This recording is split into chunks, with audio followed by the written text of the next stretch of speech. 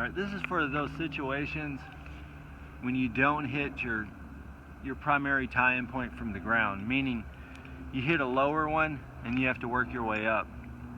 So a lot of times if I hit a lower one and I'm going up SRT, I'll just choke it with a running bowline backed up by Yosemite, and then once I get to that point I'll lanyard in and then throw my rope up, do it again till I get to the top.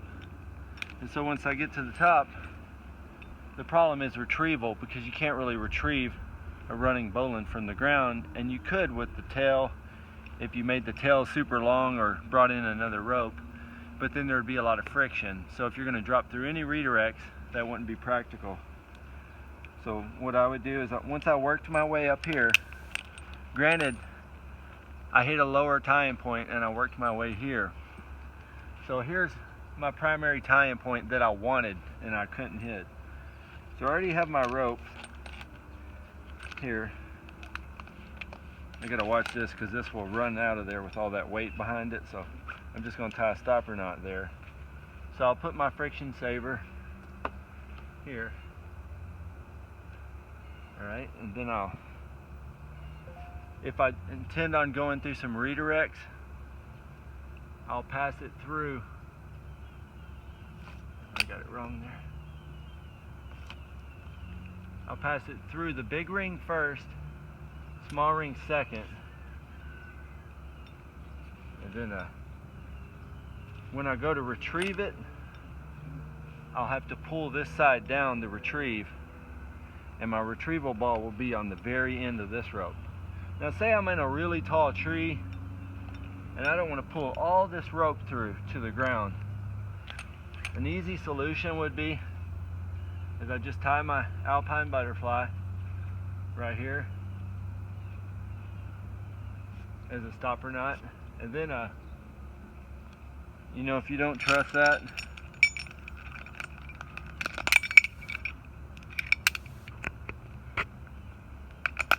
you can add a carabiner right here to back it up.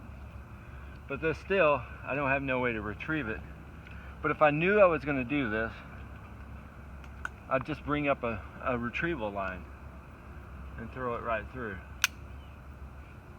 like so. And then now I'll just work off this side. So I'll work off this side. Once I get to the ground, I'll take this system off, pull this side down, take the stopper knot out, and then continue to pull this side down till this tail gets to the very end and it has a retrieval ball.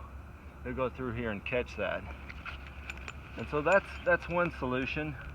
You could have just pulled all the rope through there if you didn't want to bring up another line, and it just takes, you know, another minute or two. But whatever, it just depends on, you know, what your goals are. So that's one way to do it, a canopy anchor. And another way that's approved for our company is to use a ring in this situation. And like I said, if I hit my primary tie-in point from the ground, I usually always go with the Texas tug. But I'm not going over that in this video. I'm just going for Texas tug is not super easy to move up. So that's why I use it only if I'm hitting my primary tie-in from the ground. So in this situation, you know, I didn't. So here's another instance. I can use this ring. And I think this is a 34 millimeter. I'm not totally sure, but I think that's it. It's got to be the right size so it doesn't pass through. So I run this through first, and then I go over. And remember, I'm working my way up. So I set my running bowline like earlier, as high as I could go, lanyard in, and now I want to get up here. So I'll throw it over, and now I run it back through. So, and it's the same as before.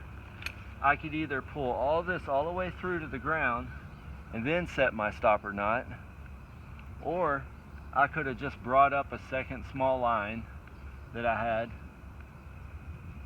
and then I tie my alpine butterfly here, And I like to use this carabiner because it works good on retrieval, because it pulls the ring down for me. So I'll put that through there like that, and then this through here, and then I'll take my retrieval line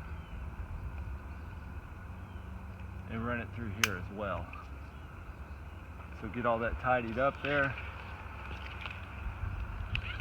Alright, now I can climb on this side, and this will pass through a couple redirects and be able to retrieve as well, as long as your angles aren't super tight, you know. And so this is another quick and easy way to reset in a higher union without pulling a ton of rope through. And I'm not a big fan of pulling a lot of rope through, but it just depends, you know, on the day and the job and what I'm doing. So those are 2 approved canopy anchors our company uses. And like I said, we have the Texas tug that we'll use. And there's a few others, but these are just a couple examples I wanted to share today.